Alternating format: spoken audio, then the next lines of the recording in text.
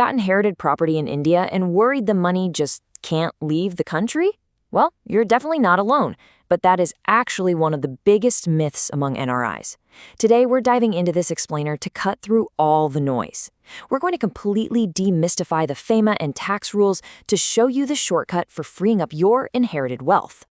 Seriously, if you've inherited property from your parents or family back in India, here is some really good news.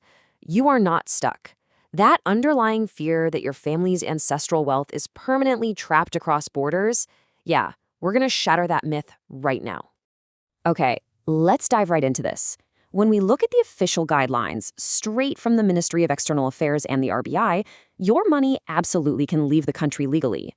Under FEMA, it's not a question of if you can take your money out, it's literally just about following the exact right steps to do it. It's a highly structured framework, and once you know the rules, you're golden. So here's our roadmap for this explainer. We'll quickly cover inheriting and selling legally, the 5-step blueprint, the tax reality, the $1 million rule, the new paperwork you need to know about, and lastly, some really costly mistakes to avoid. All right, let's kick things off with part 1, inheriting and selling legally. You know, FEMA treats inherited assets way differently than properties you just go out and buy as an NRI. There are strict limits on buying, sure, but inheriting, that's a totally different story. You can legally inherit residential property, commercial property, agricultural land, farmhouses, and even plantation property. Yes, you heard that right, agricultural land and farmhouses. And the best part, you can totally sell that inherited property when you're ready. Now, what's really interesting about this slide is the catch when it comes to agricultural land.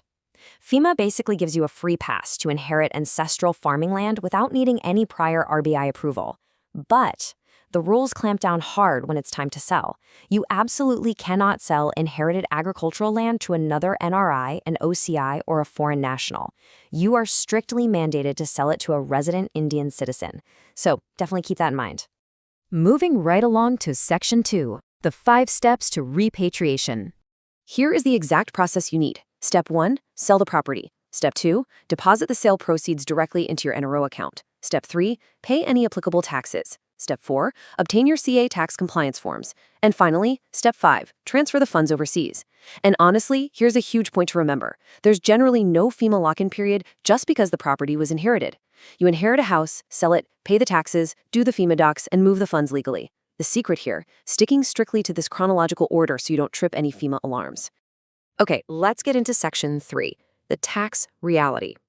Now, taxes are exactly where most folks get stuck, and honestly, super frustrated. It is so vital to understand the difference between your actual capital gains tax and the TDS, or tax deducted at source. When you sell a property as an NRI, the buyer is legally obligated to deduct a pretty steep TDS.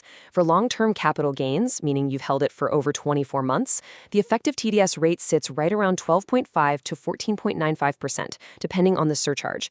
But here is the massive kicker. They have to deduct this percentage on the full sale amount, not just your profit margin. And this right here brilliantly illustrates why you absolutely need Form 12-8. This used to be called Form 13, by the way. It's an application you file with the assessing officer before you sell. Let's say you sell an inherited flat for 1.5 crore rupees, but your actual taxable profit is only 40 lakhs.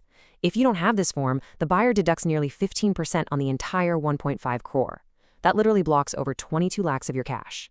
But filing Form 12-8, it gets you a certificate that lets the buyer deduct a lower rate based only on your actual profit. This saves you from having massive chunks of your money trapped in a year-long refund process. Let's jump to Section 4, the $1 million rule. So, where does the money actually go after you sign the sale deed? You really have to know the difference between your bank accounts here. Think of your NRO account as the holding pen. It holds money generated within India, like your inherited sale proceeds. Money in here cannot just fly out freely. Now contrast that with your NRE account, which is basically the departure lounge. This holds foreign funds, and money here moves freely without caps. The absolutely crucial takeaway, your inherited property proceeds must go into that NRO holding pen first. Depositing it straight into the NRE departure lounge is a major FEMA violation. So once your money is sitting in that NRO holding pen, how much can actually leave? Well, India allows eligible NRIs to repatriate up to $1 million per financial year from their NRO balances, assuming you meet all the compliance rules. To put that into perspective, this limit resets every April, and it covers everything: your property sales, rent, dividends, all combined up to that $1 million cap. All right, on to Section 5, the new paperwork. Let's see how this all builds perfectly into unlocking that $1 million limit. Because, it's all about compliance. Recently, there have been some massive shifts, from the old 1961 Income Tax Act to the new 2025 Act, which kicked in for 2026. The legacy forms you might have Googled are totally outdated now. The old Self-Declaration Form 15CA, that's now Form 14.5. The CA Certificate, Form 15CB, now Form 146. And that lower TDS application we just talked about, Form 13, is now Form 128.